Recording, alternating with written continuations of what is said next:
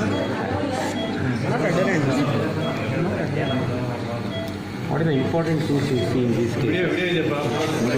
Wall should be thick. Chronic changes can be, so there can be SCC, long standing. Any thickening you have to take biopsy.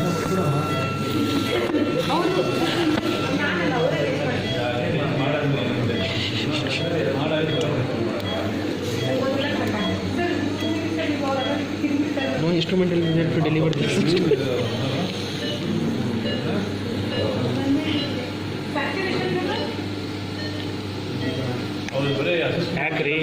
Divorce ಕೊಡಿ divorce divorce divorce